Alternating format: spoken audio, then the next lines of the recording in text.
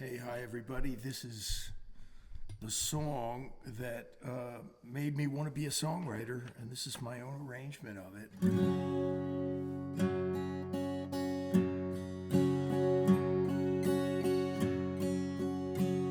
Yesterday, all my troubles seem so far away. Now it looks as though they're here to stay. Oh, I believe in yesterday. Suddenly, I'm not half the man I used to be. There's a shadow hanging over me. Oh, yesterday came suddenly. Why she had to go, I don't know. She would say,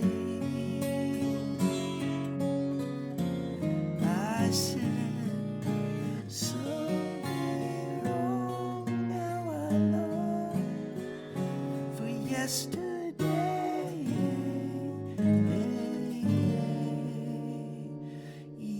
Yesterday, love was such an easy game to play. Now I need a place to hide away. Oh, I believe in yesterday.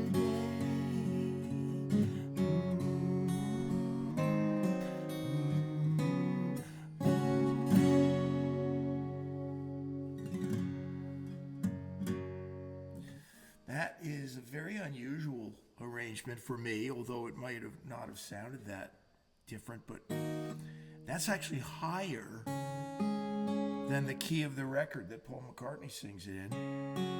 And of course I was singing in falsetto there. And doing it on a 12 string, so all those things add up. And then I rearranged the chords in the last verse.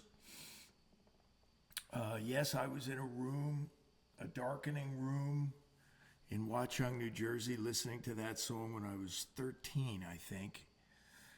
And as the sun went down, I thought to myself, that's what I want to do in life. And it wasn't become a rock star or be a professional singer-songwriter or any of those. It was, I just want to write songs that move people. Here's a great song from the 60s that was also originally done on a 12 string.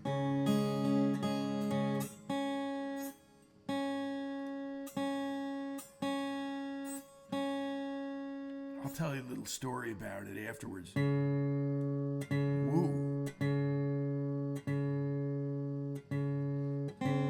Oh, what's up with that?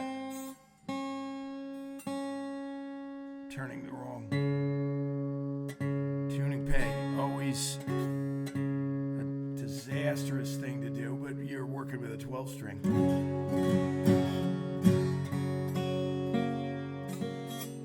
That's sharp.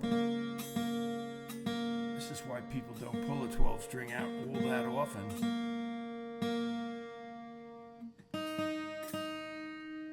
My friends used to say, where have you been? We haven't seen you in a while. I said, I'm home tuning my 12 string. This is by the Lovin' Spoonful.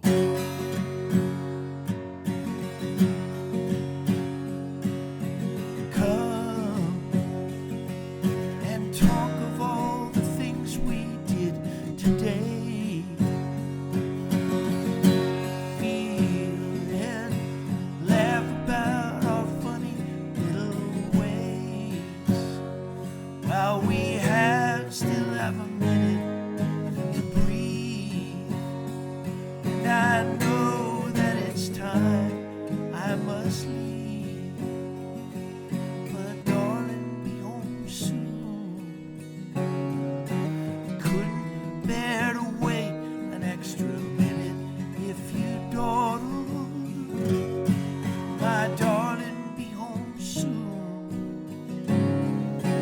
It's not just these few hours, but I've been waiting since I toddled for the great relief of having you to talk to. And now, a quarter of my life has almost passed. I think I come to see myself at last, and I think that the time spent confused was the time that I spent without you, and I feel myself in blue. So darling, be home soon. Couldn't bear to wait an extra minute if you don't. My darling, be home soon. It's not just these few hours, but I've been waiting since I toddled for the great relief of having you to talk to.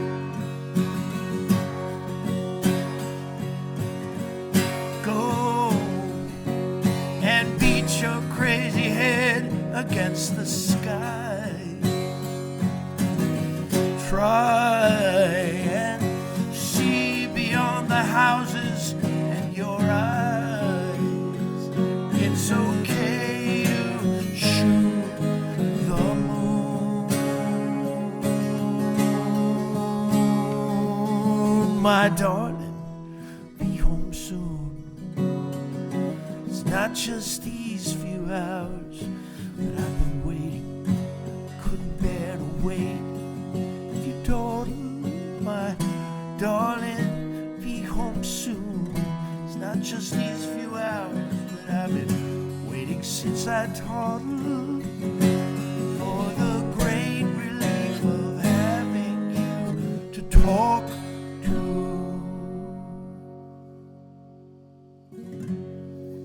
It's a big world, and there's a lot of incidents that happen.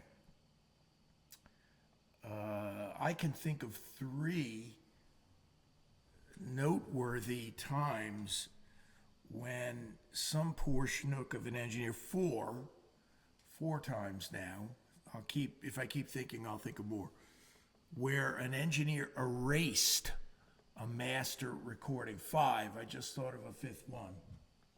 5 times. I'm not going to recite them all to you. Paul Simon had a master track erased by an engineer. And when they gave him the news, how'd you like to be the bearer of those tidings, that news, to a Paul Simon? He actually went outside and threw up. Steely Dan had a song called The Second Arrangement, which has become legendary, but in my opinion, it ain't that good a song. You know, they said, oh, it's one of the classics and it's gone forever. It's not that good. And it was erased by an engineer, and the guys in Steely Dan made sure that he never worked again in the music business. You know, they were vindictive, and maybe rightfully so, I don't know. But that last song I just played for you, by the Lovin' Spoonful, John Sebastian wrote it, recorded it in New York City, and he said he did the vocal of his life, and he came back the next day and wanted to listen to it, and the engineer was ashen gray and said, I erased that vocal. And John Sebastian said, put the microphone up right now. I'll do it right now. You know, I don't think he was even psyched for it or ready for it, but he was just so mad. And so he did it, and that's the vocal we hear on the record. And Sebastian says he can still hear the anger in his voice. We can't. I've listened to it and I don't hear any anger at all. But I was pondering the topic, and there's so many categories of songs. And there's a category that has produced some great songs, which is the poor side of town kid falling in love with the rich girl. Oh, Rich Girl is one of them. I forgot about that. Rich Girl by Hall & Oates. But that's not the same is what I'm talking about. That's kind of a criticism of the rich girl. There's this category where Down in the Boondocks by Billy Joe Royal is one of them.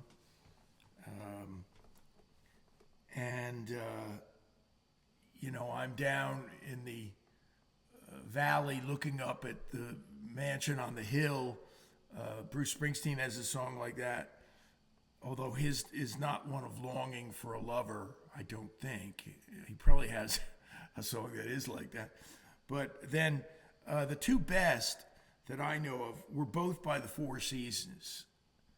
And one of them is Dawn, one of the greatest of all time. And he's the poor kid from the poor side of town in that. Frankie Valli, the lead vocalist. And then the flip side to that, and I want to bring you guys into the fold of what it was like to hear that song when it came out in the summer of whatever year in the 60s it was, maybe 64, but it was Ragdoll, and nobody can appreciate in 2025 what a phenomenon that record was. That was number one like the entire summer, it seemed. Billboard had it to being number one for 7 weeks. That 7 weeks is reserved for just the slightest amount of songs. Like Every Breath You Take was number one for 7 weeks. Cashbox said that Ragdoll was number one for 10 weeks, which is unheard of. By the way, you know what the longest number one in history is? In modern times, anyway. I don't know the old Tin Pan Alley days, but some of you will cringe. Some of you will go, oh, yeah, I should have known. And some of you will go, I've never even heard of that song. Some of the younger generation. But the longest number one in the Billboard charts history was You Light Up My Life, which was number one for 12 weeks. So 7 weeks is a long time, you know. Like I said, Ragdoll, great record, and he falls in love with the poor girl in that scenario.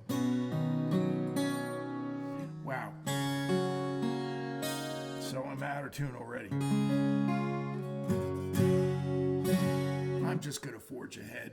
12-string is never perfectly in tune. And this is my contribution to that genre. And I've always thought this would make a good folk rock record with drums and harmonies and everything. And I never did record it that way. I did record a kind of stripped down version on my album, I Love to Tell the Story, which is on iTunes and Spotify in case you're interested. But this is just right to the point, and it's called When I Was From the Poor Side of Town.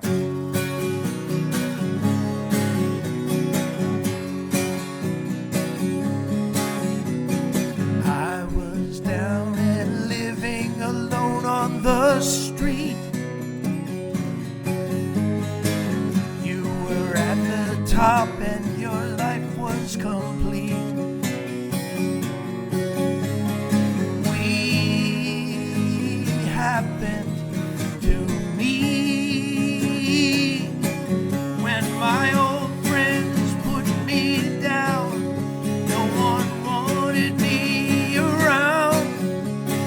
And I was from the poor side of town. Yeah, yeah.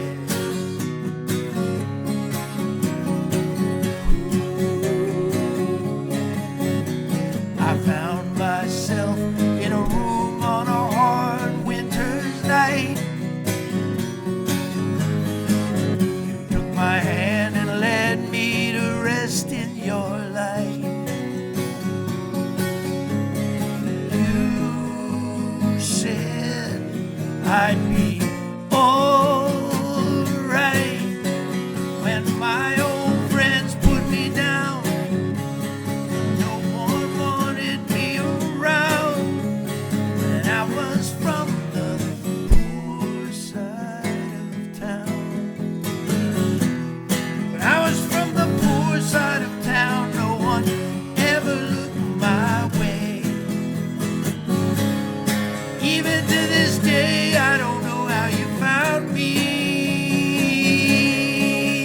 Yeah, yeah.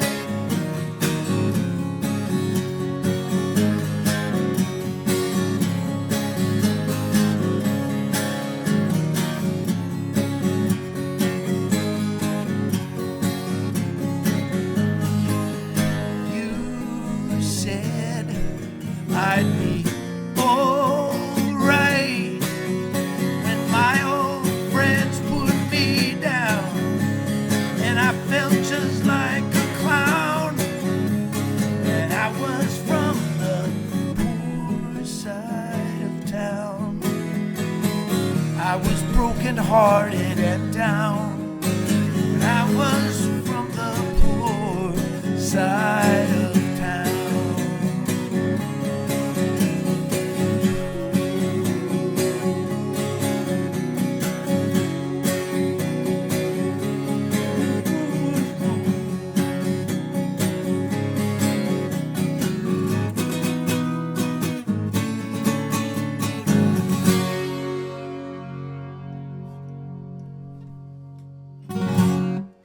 I found this Yamaha 12-string in a secondhand shop in Lambertville, New Jersey.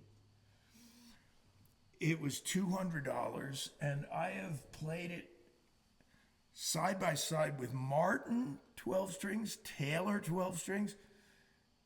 It sounds better than them.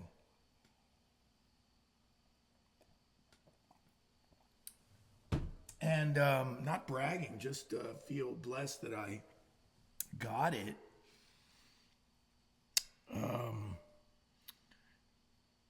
And it records spectacularly well. I've recorded with a Taylor 12 string and it sounded horrible. It just emphasized all the wrong frequencies or something. I had something in mind. Oh, I wanted to tell you, McCartney, this is music news format, music news of the week. McCartney just started another leg of another tour, and he did a concert in California yesterday, I believe it was. And what did he open with? He opened with Help, and that made the music news because he has never done Help all the way through before. He did it as a segment once. And I don't know if you know this, but John's 12-string, which was an old rattly 12-string, the way this one is, a cheap one, a Framus. And it got in Germany, I guess, and that was in somebody's attic for the last 50 years. Gordon Waller's grandfather. I guess if you need to know these things. But Gordon Waller's children or whatever found it, and they said this is one of the most historical guitars in the world. And sure enough, last spring, was it? Or the year before, 2024, it sold for $3.8 million. That old rattly 12-string that John Lennon paid about $78 for, I believe. When I was young, so much younger than today, never needed anybody's help in any way. Now these days are gone, I'm not so self-assured. Know that I just need you like I never done before. Help me if you can, I'm feeling down, and I do appreciate you being around. Help me get my feet back on the ground. Won't you please?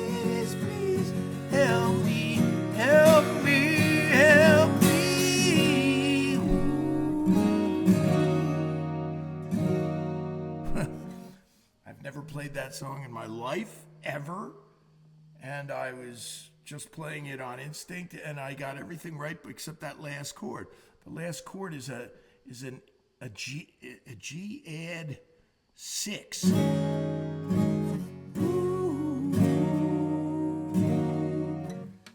Beatles love to do crazy things like that. As you probably know, She Loves You ends. Is it She Loves You or I Want to Hold Your Hand? It's got to be She Loves You. Ends on a add 6, add 9 chord. Crazy.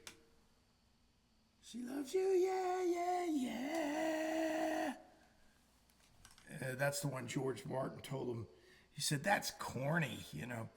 They used to do that in the big band era, he said. And they said, well, we never did it before, so.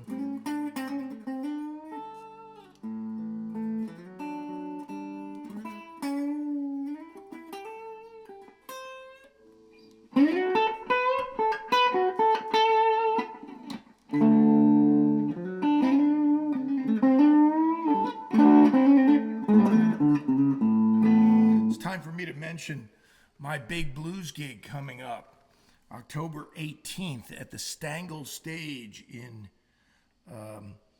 Flemington, New Jersey at 7:30.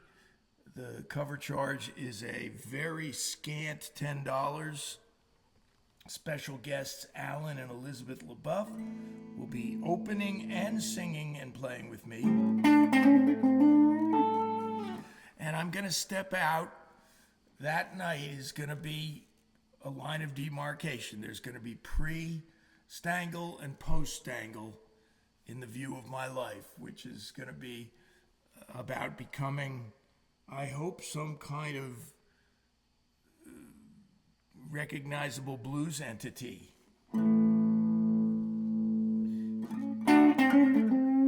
And I'm going to have to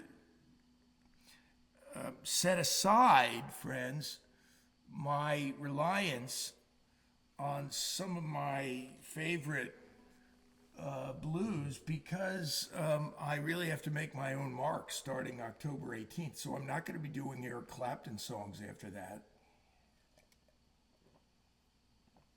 As much as I love them and love Eric himself, but I'm going to do one tonight, maybe for the last time.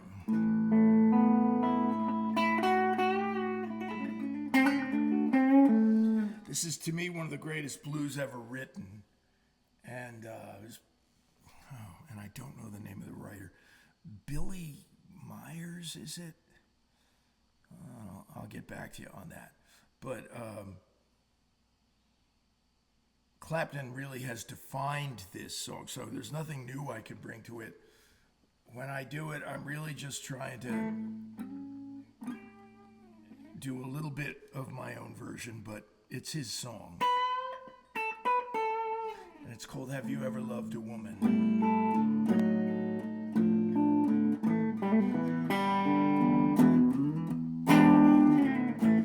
Have you ever loved a woman, yeah?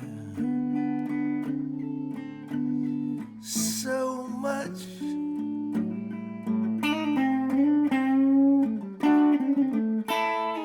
you tremble in pain. Have you ever loved a woman? So much you tremble in pain. But all the time you know, yes you know, she bears another man's name.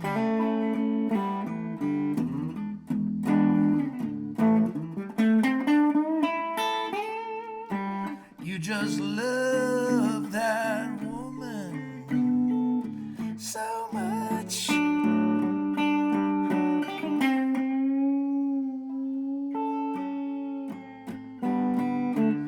It's a shame and a sin. You just love that woman so much.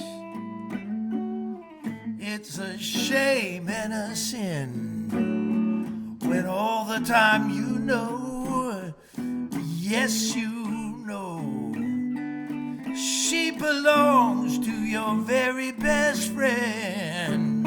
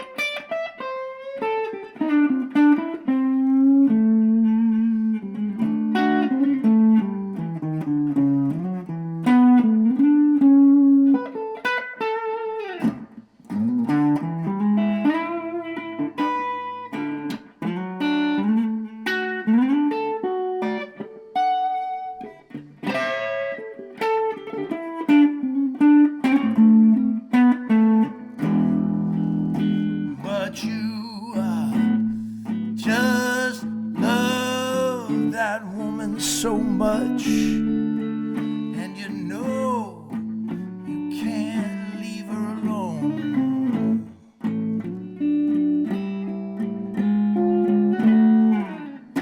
You just love that woman, yeah, and you know you can't leave her alone. But something deep inside of you won't let you wreck your best friend's home. Yeah.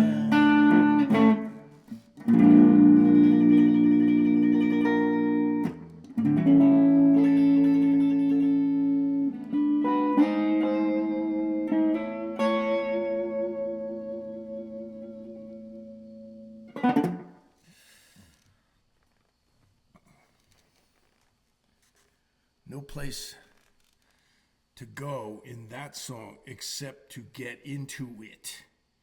There's no place to hide if you're not into it.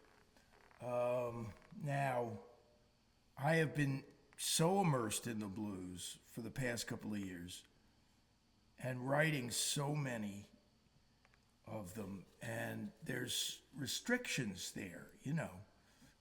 I mean, it's not like there's a set of rules exactly, but there are certainly characteristics to a great blues. And you can't make them too wordy. You can't make them too artsy. And in a lot of ways, I'm afraid this might be a big blanket statement that I shouldn't make, but there's a certain amount of simplicity that has to go along with the lyric. If there is a very complex blues lyrically, I personally have never heard it. So we're talking, look at that last song. It's really boiled down to the essence. So I sometimes wonder if people will really remember that I'm a songwriter from a different era. I signed to a major label in the 70s, and I have written lots of ballads, lots of pop songs, lots of different kinds of songs that aren't blues, and I'm not going to give up on them and just throw them away. And in fact, so tonight I thought I might revive one for you. It's one of my favorite songs of my own, and it's really not that easy to play. In fact, it's not even on the guitar. It was written on the piano. But I thought I'd give it a shot. It used to be on the radio for a while, and I heard it on the radio down the shore one time. This song is called Waiting for an SST. It was the lead-off cut on my record, My Home Isn't in This World, which really did explore the blues to a certain degree in depth. And I might even do that song October 18th when I play. But I remember hearing this song on the radio on a New Jersey Shore rock station, and my record of it. And at the end of it, a girl called in, a teenage girl. This will maybe illustrate how up and down the life of a songwriter is.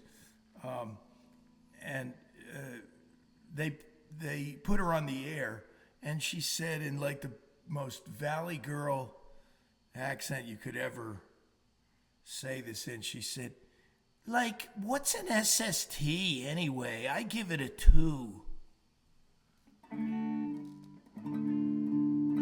An SST is a supersonic transport. It's the fastest plane ever invented, jet, and it cut the time in half that you could go across the ocean. I don't even know if anybody has an SST anymore. They didn't catch on, really. And I think France still has one, and so you can get across the ocean in 3 hours instead of 6. But in any event, my song is about waiting for an SST. So you're really going nowhere fast is what you're doing. Let me put a little drums on it.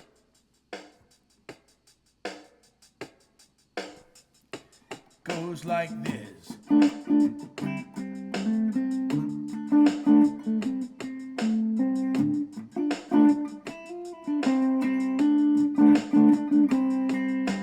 My father was a movie star. My mother was a singer in a band.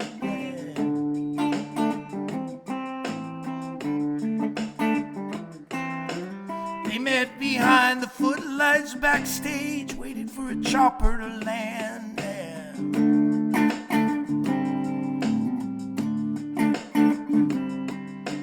They made love in a dressing room, and the next time they met was in court. I made the scene 7 months later in the clinic of a detox resort.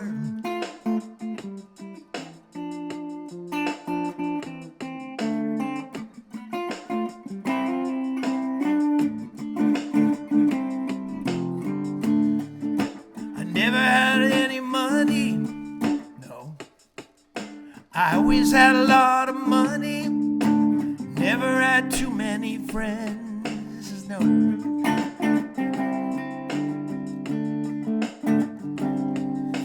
Never cared a thing about either, since I can't remember when. No.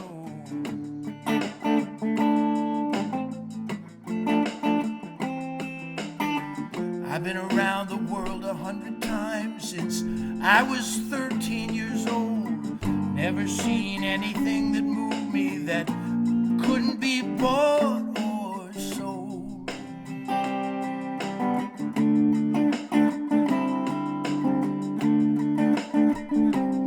Now I'm waiting for an SST. I don't even care where we land. I just gotta get away from here as fast as I can. I don't wanna take a train. A plane's too slow for me. I've got no time waiting for an SST. Waiting for an SST.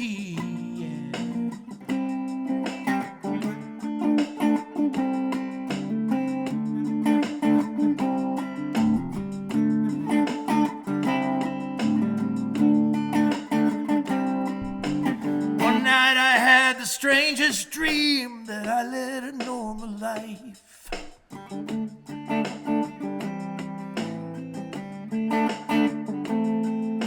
A dog with a car and a home with a yard and 2 kids and a beautiful wife.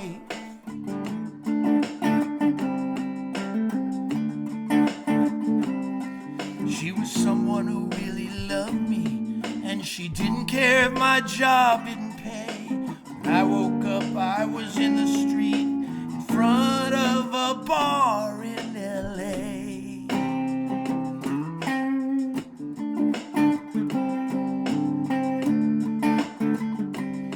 Now I'm waiting for an SST. I don't even care if we land. Just gotta get away from here as fast as I can. If you need someone to love, you can't depend on me. I've got no time waiting for an SST. Yeah. I'm waiting for an SST. Yeah.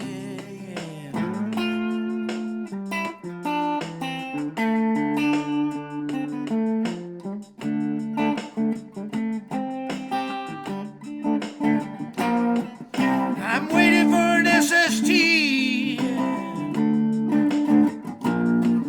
I'm waiting for an SST. Yeah. I'm gonna leave today. I can't stay. I'm waiting for an SST. Yeah.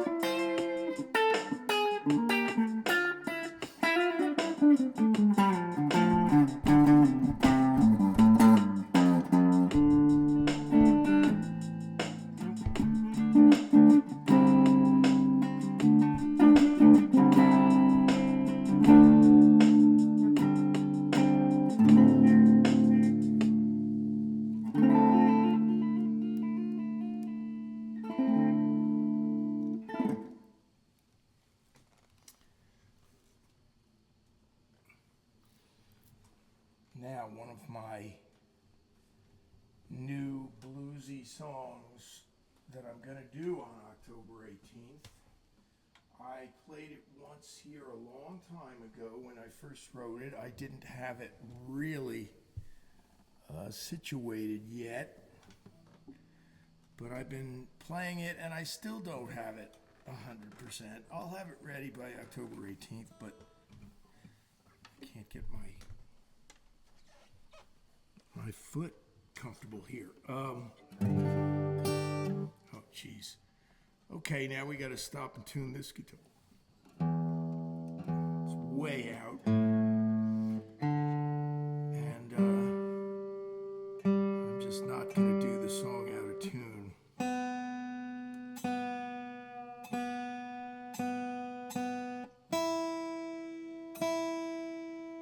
Because I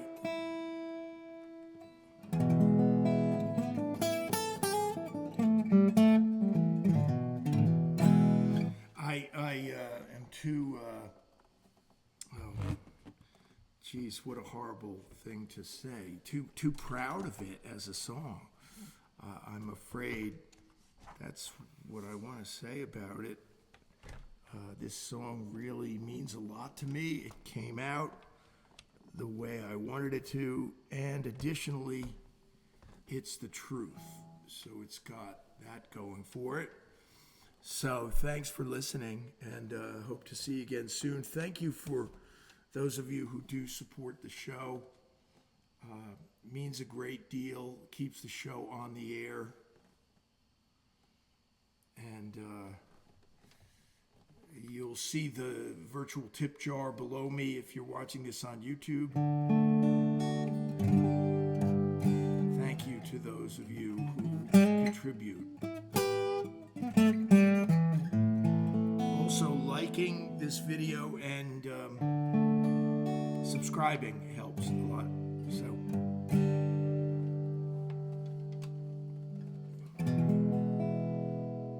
and it goes like this. This is called Mirage.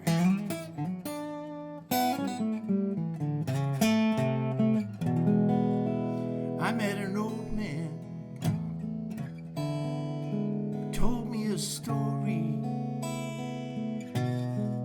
He'd been out in the desert, dying of thirst. He crawled to a pool he thought would save him, but when he got there, found out the worst. It was just a mirage. It was just an illusion.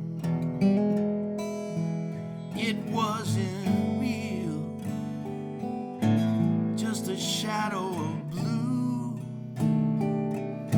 It was here like a dream,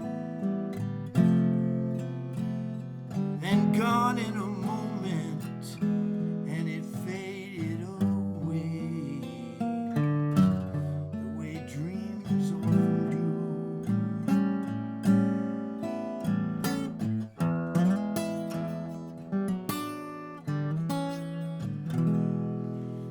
When I first met you, I blessed my good fortune, after so many years of being alone.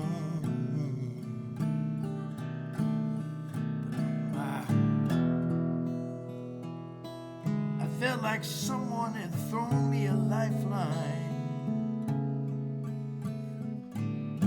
but my hopes were misplaced, and I sank like a stone. It was just a mirage. It was just an illusion.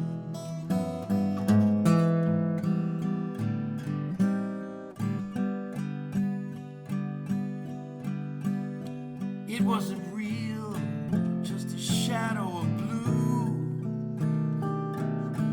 It was here like a dream, then gone in a moment, yeah, and it faded away, the way dreams often do.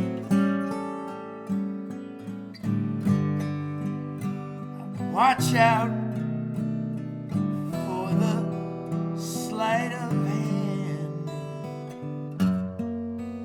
It's not real, it's a deception.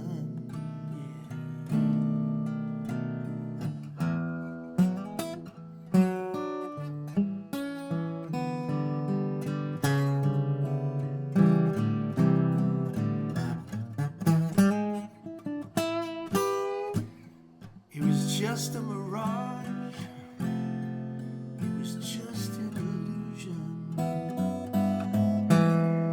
It wasn't real, just a shadow blue. It was here like a dream, then gone in a moment,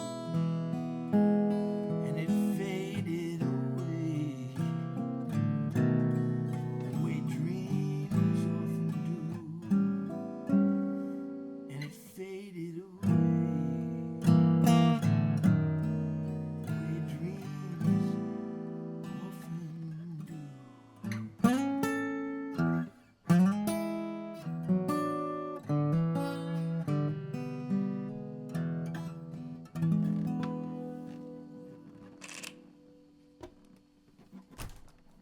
Okay.